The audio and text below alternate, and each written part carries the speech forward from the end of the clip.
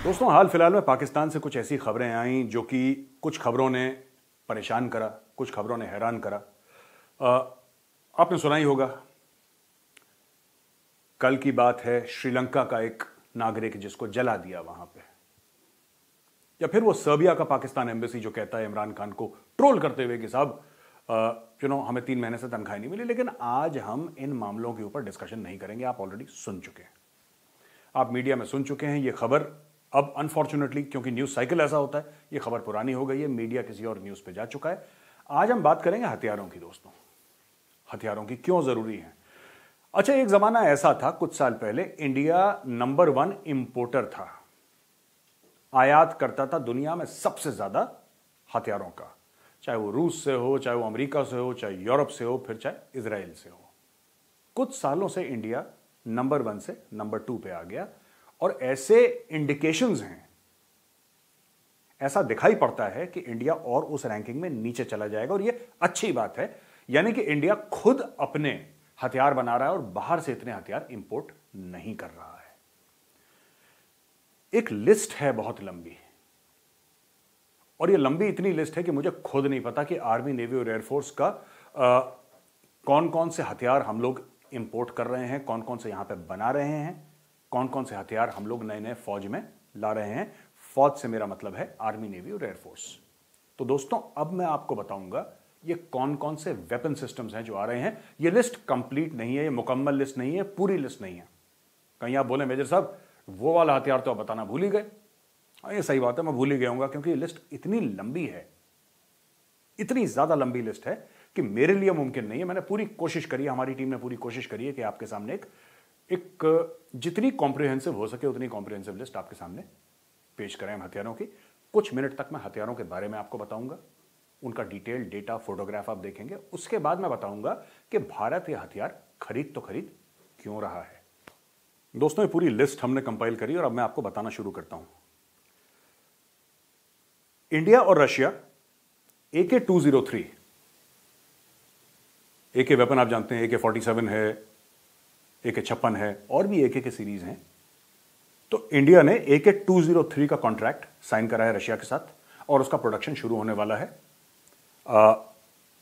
7.5 lakh AK-203, यानी कि भारतीय सेना के, जो अभी भारतीय सेना यूज कर रही है इंसास वेपन, ये आप देखिए स्क्रीन में, इंसास है। जो इंसास है इंडियन स्मॉल आर्म सिस्टम्स, ये जो वेपन है ये 5.56 mm का है, और ये 90s में आया था, अर्ली 90s में। इंडियन आर्मी ने अब इसको बोला है कि हम इसको फेज आउट करेंगे। पुलिस फोर्सेस भी इसको यूज करती हैं, और BSF, CRPF, ITBP, हर जगह यही हथियार यूज हो रहा है। लेकिन अब 2022 से इंडियन आर्मी AK-203 इस्तेमाल करना शुरू कर रही है। तो ये इंसास की आपने फोटोग्राफ देखी, ये देखिए AK-203, ये वेपन आ रहा है, ये इंडियन आर्मी के इस्तेमाल के लिए आ रहा है। इसके अलावा भारतीय सेना ने कॉन्ट्रैक्ट साइन करा है 118 Arjun mark 1A tanks. 118 Arjun mark 1A tanks. Arjun tank Bharat में बना टैंक है, जबरदस्त टैंक है। और मुझे याद है 1994 में, 1994 में जब मैं कमीशन हुआ था आर्मी में, और जब मैं गया, सूरतगढ़ पहली जगह थी जहां पे मेरी यूनिट 17 कुमाऊं की पोस्टिंग थी। तो हम लोग जब महाजन फील्ड फायरिंग रेंजेस जाते थे, सूरतगढ़ से रास्ता पड़ता है महाजन फील्ड फायरिंग रेंजेस का, जहां पे हर एक किस्म की स्मॉल आर्म्स या इवन आर्टिलरी और बड़े बड़े हथियारों की वहां पे फायरिंग होती है, फील्ड फायरिंग होती है, टेस्टिंग होती है। वहां पे पहली बार मैंने अर्जुन देखा था। वहां पे एक अर्जुन पथ भी है, एक रोड है जिसका नाम अर्जुन पथ दे रखा है, पता नहीं क्या है, लेकिन हमारे टाइम पे तो 1994 में थी। तो ये अर्जुन टैंक है।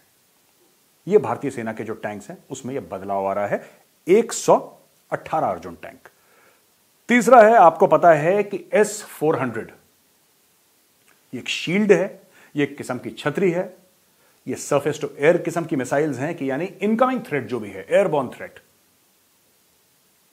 थ्रेट शामिल planes, drones, rockets, fighter aircraft या किसी और अन्य प्रकार का एयरक्राफ्ट, उसको न्यूट्रलाइज करने के लिए S-400 भारत ने रूस से लिया है। जबरदस्त सिस्टम है। कुछ लोग ऐसा कहते हैं कि दुनिया का सबसे बढ़िया ये एयर डिफेंस सिस्टम है। अब इसमें कितना कारगर हथियार है ये समय बताएगा, लेकिन ये इंडिया ने ले लिया और उसकी डिलीवरी भी शुरू हो गई है। अब हम आते हैं अग्नि 5 पे, जो इंडिया ने 27 अक्टूबर को सक्सेसफुली टेस्ट करा था। अग्नि 5 इंटरकॉन्टिनेंटल बैलिस्टिक मिसाइल है। इसका जो रेंज बताया जा रहा है 5000 से 8000 किलोमीटर बताया जा रहा है, लेकिन मुझे यह विश्वास है, और हो सकता है मैं गलत भी कह रहा हूं, लेकिन मुझे यह विश्वास है कि इसका रेंज इससे ज्यादा है। ये एक जिसको कहते हैं कि बड़ी दरमियानी सी बात करी है डीआरडीओ ने कि साहब इसका ये रेंज है, और इस प्रकार से बात करिए, क्योंकि इन सब के रेंज और कैपेबिलिटीज हाईली कॉन्फिडेंशियल होती हैं, आपको और मुझे कभी पता नहीं लगेंगी। ये मीडिया को बताने के लिए, विकिपीडिया में लिखने के लिए आपने बता दिया 5000 से लेकर 8000, लेकिन मुझे यकीन, और चाइनीज भी यही बात कहते हैं, बाय द वे चाइनीज भी यही बात कह रहे हैं कि हम ऑब्जेक्ट करते हैं कि इंडिया ने अग्नि 5 मिसाइल की टेस्टिंग करी है, क्योंकि चाइना को यह लग रहा है कि हर एक चाइनीज सिटी पे ये मार कर सकता है। अब defence research and development organisation successfully tested the high speed expendable aerial target called Abhyas. Abhyas है ये एक एक्सपेंडेबल एरियल टारगेट है। क्या होता है कि जब आप कोई प्रैक्टिस करते हैं एयर डिफेंस की या हवाई हमले की, तो जाहिर सी बात है आप अपने एयरक्राफ्ट को तो गोली नहीं मारेंगे, आपको एक टारगेट फ्लाई करवाना पड़ेगा, तो उसका नाम है अभ्यास यानी कि प्रैक्टिस, और यह भी इंडिया ने लॉन्च करा है। इसके अलावा आकाश मिसाइल, जो सरफेस टू एयर मिसाइल है, आकाश मिसाइल का एक नया वर्जन आकाश प्राइम टेस्ट करा है। यह भी बहुत जल्दी इंडक्ट होने वाला है। भारत और रशिया ने AK-103, AK-203 के बारे में मैंने बताया, AK-103 राइफल्स भी ये प्रिक्योर कर रहे हैं। तो पूरी AK सीरीज पे, और ये जहां तक मुझे पता है ये इंडियन नेवी को जाएगी या फिर इंडियन एयरफोर्स को जाएगी, क्योंकि इंडियन आर्मी के लिए 203 आ रही है। सिस्टम इनका एक ही है, बट इसमें थोड़ा सा इंप्रूवमेंट्स हैं, कुछ और इसमें एम्बेलिशमेंट्स हैं वेपन्स में। AK-47 हो, 56 हो, फिर 103 हो, 203 हो, ये सब इस प्रकार से। और AK-47 के बारे में कहा जाता है कि बहुत डिपेंडेबल सिस्टम है। मैंने भी इसको काफ़ी इस्तेमाल करा है और बहुत डिपेंडेबल सिस्टम है।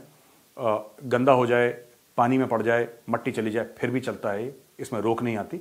और इसलिए तो AK-203 का तो कॉन्ट्रैक्ट बता दिया दोस्तों, AK-103 का भी कॉन्ट्रैक्ट इंडिया ने साइन कर लिया है। इसके अलावा न्यू जनरेशन आकाश मिसाइल आकाश NG, इसको भी टेस्ट कर लिया। ये पहली वाली से थोड़ी सी मुख्तलिफ है, थोड़ी सी अलग है, इसकी भी टेस्टिंग हो गई है। पिनाका रॉकेट्स जो लेटेस्ट है, पिनाका बेसिकली एक मल्टी बैरल रॉकेट लॉन्चर किस्म का एक हथियार है। बहुत जबरदस्त हथियार है, 40 किलोमीटर 60 किलोमीटर तक मार कर सकता है। और इसके अंदर ट्यूब्स होते हैं, और ट्यूब्स के अंदर से इंडिविजुअल रॉकेट्स निकलते हैं, तकरीबन 40।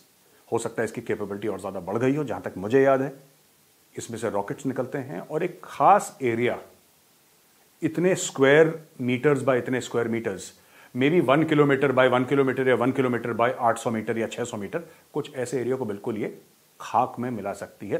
पिनाका नाम था शिवजी की धनुष का। शिवजी के धनुष का नाम था पिनाका, और शिवजी के धनुष के नाम पे इस वेपन सिस्टम का नाम पिनाका दिया गया। सचमुच में ये पिनाका ही है। इसके अलावा हम बात करते हैं इनहैंस्ड पिनाका रॉकेट्स की। यह दूसरा वर्जन है जिसमें मारक क्षमता और जो इसकी काबिलियत है, डिस्ट्रक्टिव पावर जो है इसका ज्यादा है, उसकी भी टेस्टिंग हो गई है। Anti tank guided missile, Bharat dynamics limited एक कंपनी है, वो anti tank guided missile Indian army को सप्लाई कर रही है। इसके अलावा 4960 Milan anti tank guided missile ATGM for Indian army, ये और इंडक्ट हो रही हैं। अब ये तो कुछ हथियार थे। अब नेक्स्ट लेवल पे आते हैं। 83 यानी कि 83 नए तेजस विमान ये इंडियन एयरफोर्स में इंडक्ट हो रहे हैं। 83 ऑर्डर चला गया है, अब वो जब बनेंगे तब वो इंडक्ट हो जाएंगे। इजरायली स्पाइस बॉम्ब्स, ये $200 मिलियन का एक कॉन्ट्रैक्ट साइन करा गया इजराइल से। स्पाइस 2000 वही बॉम्ब है जो बालाकोट में हमने देखे थे, जब बालाकोट में जैश ए मोहम्मद के टेररिस्ट कैंप्स के खिलाफ कार्रवाई करी थी, वो इजराइल के स्पाइस बॉम्ब्स ही थे। तो ये स्पाइस बॉम्ब्स भी हम ले रहे हैं। इसके अलावा करीब 11,000 करोड़ से थोड़ा से 4-5 करोड़ रुपए कम, 6 करोड़ रुपए कम में 10,994 crore, I think that is the size of the deal if I am not mistaken. इसकी airborne warning and control systems एवैक्स डीआरडीओ बना रहा है 6। लॉन्ग रेंज बॉम्ब टेस्ट कर लिया है अक्टूबर में इंडियन एयरफोर्स ने, लॉन्ग रेंज बॉम्ब जो कि ग्लाइड करता है। मैं जल्दी जल्दी आपको बता रहा हूं क्योंकि लिस्ट बहुत लंबी है दोस्तों, उसके बाद हम लोग ये एनालाइज करेंगे कि ये सब हो क्यों रहा है। Advance shaft technology with an objective of safeguarding Indian air force fighter jets. आपने कभी देखा होगा एयरफोर्स के जहाज या कोई बड़े जहाज जाते हैं तो जैसे ही उनके पीछे मिसाइल आती है तो पायलट एक बटन दबाता है और एक शाफ्ट सा निकलता है, टुकड़े निकलते हैं फॉयल टाइप के पीछे, जो कि मिसाइल को, इनकमिंग मिसाइल को कंफ्यूज कर देते हैं। मिसाइल को लगता है कि नहीं हीट सिग्नेचर इधर से जा रहा है, फिर मिसाइल कंफ्यूज हो जाती है, प्लेन बच जाता है। तो वो शाफ्ट टेक्नोलॉजी एक नई डेवलप करी है जो कि डीआरडीओ अब करने वाला है इसको इंप्लीमेंट। अप्रूवल मिल चुका है 21 MiG-29 का और 12 सुखोई मार्क 1 फ्रॉम रशिया। ये डील हो चुकी है, ये भी जैसी तैयार होंगे ये हथियार भारत में आ जाएंगे। इसके अलावा इंडियन एयरफोर्स के लिए आकाश न्यू जनरेशन मिसाइल की टेस्टिंग हो गई है। थोड़ा सा देखिए, बात यह है कि आकाश मिसाइल सिस्टम है या फिर हम लोग कहते हैं कि जैसे कि ब्रह्मोस है, एक उदाहरण दे रहा हूं आपको, वो नेवी में भी है, आर्मी में भी है, एयरफोर्स में है, थोड़े थोड़े टेक्निकल चेंजेस के साथ, क्योंकि सबको अपनी रिक्वायरमेंट अलग अलग होती है इसलिए। अब ब्रह्मोस एयरफोर्स के पास भी है, नेवी के पास भी है, आर्मी के पास भी है। अब आईएनएस वेला 4th stealth scorpion class submarine under project 75, project 75 submarine का आईएनएस वेला को कमीशन कर दिया है। इसके अलावा मजगांव डॉक शिपबिल्डर्स लिमिटेड ने एक project 15B class destroyer Visakhapatnam Indian navy को दिया है। तो आईएनएस वेला हो गया, आईएनएस विशाखापट्टनम हो गया, ठीक है। इसके अलावा इंडियन नेवी ने एक फ्रिगेट लॉन्च करी है, यंतर शिपयार्ड इन रशियाज कैलिनिनग्राड। तो ये रूस का जो वेपन सिस्टम है ये आ रहा है। इसके अलावा इंडियन नेवी ने एक कॉन्ट्रैक्ट साइन करा है naval anti drone system, NADS, naval anti drone system. यह भी इंडियन नेवी के पास आ रहा है क्योंकि आपको पता है ड्रोन से आजकल खासी खतरा है और ये न्यू वॉरफेयर जो बन रहा है, स्वार्म की बात कर रहे हैं लोग, ड्रोन्स की बात कर रहे हैं, तो उन सब के लिए एंटी ड्रोन सिस्टम नेवी ले रही है। इसके अलावा 2021 में जुलाई में under project 75 Indian government issued a tender of 50,000 crore to build 6 conventional diesel electric submarines. Project 75 के तहत 50,000 करोड़ रुपए का एक कॉन्ट्रैक्ट दिया गया डीजल इलेक्ट्रिक सबमरीन के लिए। इसके अलावा Indian navy MH-60 Romeo helicopters ये मिल रहे हैं, MH-60 Romeo. These are top of the line, top class helicopters जो इंडियन नेवी ले रही है और इंडियन नेवी को डायरेक्ट अमेरिका से ये हेलीकॉप्टर्स हम लोगों ने खरीद लिए हैं। दोस्तों आपने देखा, मैंने आपको यहां पे बताया कि भारत कौन कौन से नए सिस्टम्स ले रहा है। ये लिस्ट मैंने फिर बताता हूं आपको, लिस्ट कॉम्प्रिहेंसिव नहीं है और अगर एक आध डिटेल ऊपर नीचे हो गई तो मैं माफी चाहूंगा आपसे, लेकिन मेरा मकसद आपको यह बताना था कि भारत ये सब ले क्यों रहा है। अगर आप पाकिस्तानी मीडिया को देखेंगे ना, पाकिस्तानी मीडिया कह रहा है कि साहब भारत हमारे ऊपर हमला कर देगा, ये सब उनकी आदत है बोलने की। ये सब भारत की कोई मंशा नहीं है, भारत का कोई इरादा नहीं है कि हम पाकिस्तान पे हमला करें। पाकिस्तान के बारे में मैं आपको बताता हूं स्ट्रेटेजिक सर्कल्स में, वो तो हम ही लोग हैं जो पाकिस्तान वॉचर हैं, ऑब्सेसिव पाकिस्तान वॉचर। हमें तो आदत हो गई है क्योंकि हम पाकिस्तान का टीवी देखते हैं, उनकी डिबेट्स देखते हैं, उनके अखबार पढ़ते हैं, तो एक ऐसी बात हो गई। लेकिन अगर आप स्ट्रेटेजिक सर्कल्स में देखें इंडिया में, आप बड़े बड़े थिंक टैंक्स देखें या फिर आप अगर कभी मिनिस्ट्री ऑफ डिफेंस की ब्रीफिंग सुने, so they have almost stopped talking about Pakistan. आज की तारीख में भारत पाकिस्तान को थ्रेट मानता ही नहीं है।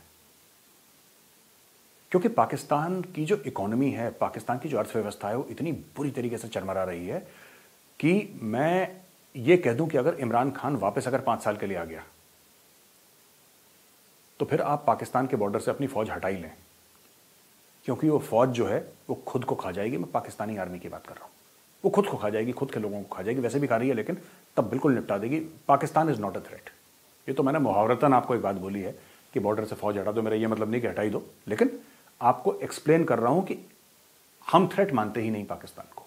डिस्कशन नहीं हो रहा, मैं अपनी बात नहीं कर रहा, मैं ओवरऑल स्ट्रेटेजिक थिंकिंग जो है, बात है इंडो पैसिफिक की और बात है चाइना की, बात है ऑकस की जिसका इंडिया मेंबर नहीं है, लेकिन बात है क्वाड की जिसका मेंबर है इंडिया। क्वाड वेपनाइज नहीं है, ऐसा क्वाड के मेंबर्स कहते हैं, लेकिन क्वाड के शिप्स की, नेवल शिप्स की जो एक्सरसाइजेस हैं वो साउथ चाइना सी में और इस एरिया में होती रहती हैं और होती आई हैं। अब हम इस चीज पे आते हैं कि ये जो मैंने हथियार की लंबी चौड़ी लिस्ट आपको बताई दोस्तों, हथियार ले क्यों रहा है इंडिया, इसके पीछे कारण क्या है? कारण सिंपल है, इट्स वेरी सिंपल। भारत अपने आप को एक रीजनल सुपर पावर की नजर से देखता है और एक ग्लोबल सुपर पावर बनना चाहता है। तो दोस्तों, एजुकेशन की फील्ड में, हेल्थ केयर की फील्ड में, इंफ्रास्ट्रक्चर की फील्ड में, डिफेंस की फील्ड में, medicine and pharma, space science and technology, इन सब में भारत बहुत इन्वेस्टमेंट कर रहा है। हथियार थोड़े से दिख जाते हैं, थोड़ा सा उनके साथ एक ग्लैमर अटैच्ड होता है कि रॉकेट उड़ रहा है और टैंक्स फायर कर रहे हैं, तो आपको हमको ये लगता है कि वाह वाह देखिए क्या जबरदस्त काम है। लेकिन इंडिया इससे कहीं ज्यादा इन्वेस्ट अपने इंफ्रास्ट्रक्चर में कर रहा है। लेकिन सड़क बनना इतना ग्लैमरस नहीं है दोस्तों, वो सड़क बन रही है तो बन रही है, तो हमारी नजर उस पर नहीं जाती।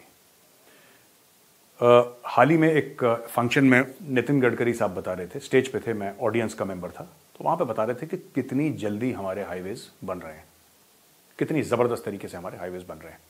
तो वही हाल स्पेस प्रोग्राम का है। तो हर जगह इंडिया इन्वेस्ट कर रहा है, सिर्फ हथियार पे नहीं। लेकिन हथियार पे क्यों कर रहा है? देखिए, the actual threat is China.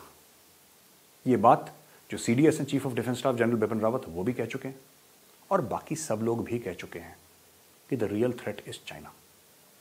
आपको चाइना को कंटेन करना है, और अगर आपको चाइना को मात देनी है, क्योंकि चाइना स्ट्रिंग ऑफ पर्ल्स की पॉलिसी फॉलो कर रहा है। यहां पे मैप देखिए, इस मैप में देखिए आप पूरा किस तरीके से उसने साउथ चाइना सी के पास वो जो आइलैंड्स हैं, उन आइलैंड्स को रिक्लेम कर रखा है समुंदर से, वहां पे अपने बेसेस बना रखे हैं। किस तरीके से जापान के खिलाफ एग्रेसिव एयर पेट्रोलिंग हो रही है, किस तरीके से श्रीलंका, आप देखिए बिल्कुल नीचे श्रीलंका है, हनुमनटोटा पोर्ट को किस तरीके से उसने 99 साल की लीज पे ले लिया है। किस तरीके से अगर आप इधर देखिए पाकिस्तान, गवादर, पाकिस्तान तो खैर पूरा का पूरा ही गिरवी चीन को हो चुका है और उनका बैंकिंग सिस्टम आईएमएफ को गिरवी हो चुका है। सो बेसिकली मैं ये कहना चाहता हूं, अगर बेल्ट एंड रोड इनिशिएटिव देखें आप पूरा ऊपर, तो ये चाइना अपने पैर पसार रहा है, लेकिन अब दुनिया चाइना के खिलाफ खड़ी हो गई है।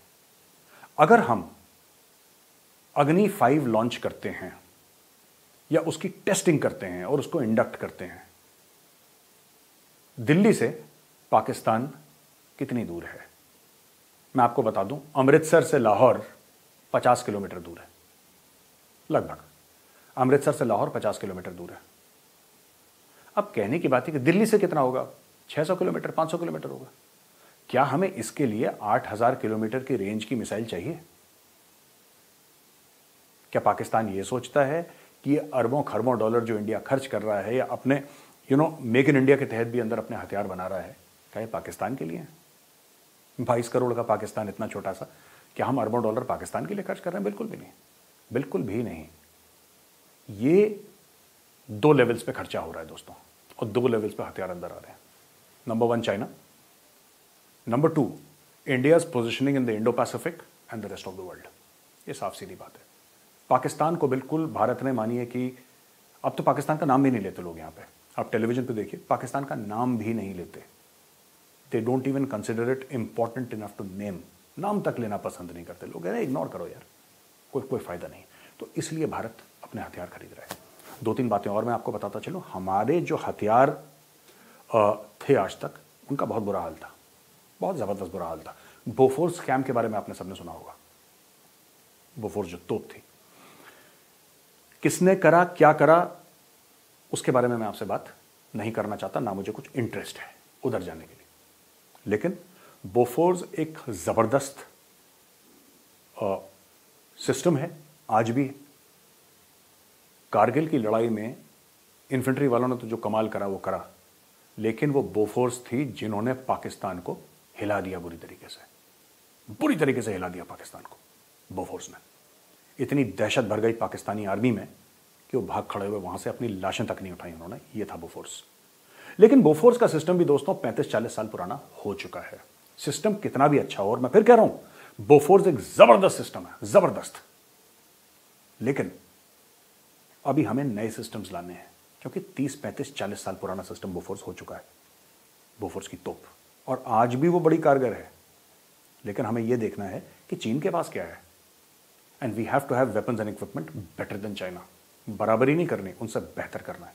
तो इसलिए M777 जैसे हॉविट्जर्स ला रहे हैं अमेरिका से और इंडिया में बना रहे हैं, ये सब चीजें हो रही हैं। एक तो ये बात हो गई। दूसरी ये भी चीज है कि जैसे हमारी स्क्वाड्रन्स हैं, हमने राफेल के अभी 36 जेट हैं, या हमारा 126 एयरक्राफ्ट की डील चल रही है, जो कि मैंने इसमें मेंशन नहीं करी क्योंकि वो सबको पता ही है, मतलब वेरी ऑब्वियस, ये हो ही रहा है इतने सालों से। अभी ये भी क्लोज हो जाएगी 1-2 सालों में। तो दोस्तों इशू ये है इसमें सिंपल सा कि हमारी जो स्क्वाड्रन्स हैं, एयरफोर्स की स्क्वाड्रन, वो कितनी होनी चाहिए थी और कितनी हो गई है। 1/3 of the squadrons are simply not there. तो हमें उसको भी पूरा करना है, हमें अपने शिप्स को भी पूरा करना है। इसीलिए ये वेपन सिस्टम्स इतने खरीदे जा रहे हैं, क्योंकि हमारी कैपेबिलिटी में गैप्स आ रहे हैं, और ये गैप्स एक्सेप्टेबल नहीं है। इस सरकार ने करा, पिछली सरकार ने नहीं, मैं वो बातचीत नहीं करना चाहता किसने क्या करा, क्योंकि ये पॉलिटिकल प्लेटफॉर्म है ही नहीं। लेकिन सच्ची बात यह है कि पिछले 4-5 साल से जितने हथियार, वेपन सिस्टम्स, प्लेटफॉर्म्स इस देश ने खरीदे हैं या फिर बनाए हैं खुद अंदर, क्योंकि अग्नि, पृथ्वी, नाग, आकाश, त्रिशूल, ये सब तो लोकल हैं हमारे। और ऐसी बात नहीं है कि ये काफी पहले से 15-20 साल से चल रहा है इनके ऊपर काम, 25 साल से चल रहा है काम, तो ये आज के नहीं है। लेकिन अब इनमें एक तेजी आ गई है, एक जबरदस्त किस्म की तेजी आ गई है। इसके अलावा स्पेशल फोर्सेस कमांड है, आपका साइबर कमांड है, आपका एयर डिफेंस कमांड है, आपके पूरे थिएटर कमांड जो बन रहे हैं, CDS का ऑफिस बन गया। तो एक पूरा मिलिट्री की रीस्ट्रक्चरिंग करी जा रही है।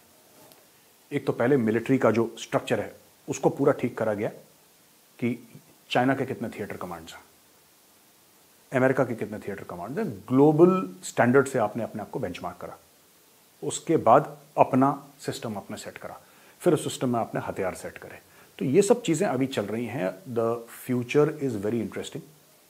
आपको 2-3 महीने के अंदर जरूर कोई ना कोई बड़ी अनाउंसमेंट सुनने को मिलेगी, ऐसा मेरा मानना है। जहां तक थिएटर कमांड्स की बात है, आपको एक गुड न्यूज सुनने को मिलेगी, जिससे कि आर्मी, नेवी और एयरफोर्स जॉइंटनेस, हम लोग बात करते हैं दोस्तों, जॉइंटनेस मतलब the capability of the army, navy and air force to fight together as a team. ये इंडिविजुअल्स है ना, अलग अलग, आर्मी, नेवी और एयरफोर्स। आर्मी जमीन पे, नेवी पानी पे, एयरफोर्स हवा में, राइट। पर जब ये एक साथ मिलकर लड़ेंगे तो वो जो आप अचीव करेंगे सिनर्जी से, जॉइंटनेस से, वो आप इंडिविजुअली कभी अचीव नहीं कर सकते। ये सरकार का मानना है और ये फौज का भी मानना है।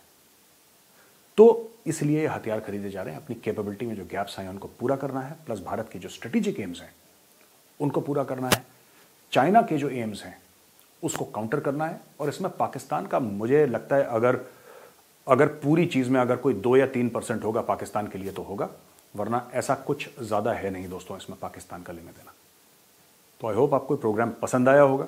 मैं एपिसोड यहीं पे खत्म करता हूं, और कुछ ही दिन के बाद मैं एक नया एपिसोड, एक नई बहस, एक नई बातचीत किसी और के साथ मैं आपके सामने लेकर आऊंगा। जय हिंद दोस्तों, बहुत बहुत धन्यवाद ये एपिसोड देखने के लिए। और जाने से पहले फिर एक बार कहूंगा कि लाइक करिए, सब्सक्राइब करिए और बेल आइकन दबाना बिल्कुल मत भूलिएगा। जय हिंद दोस्तों।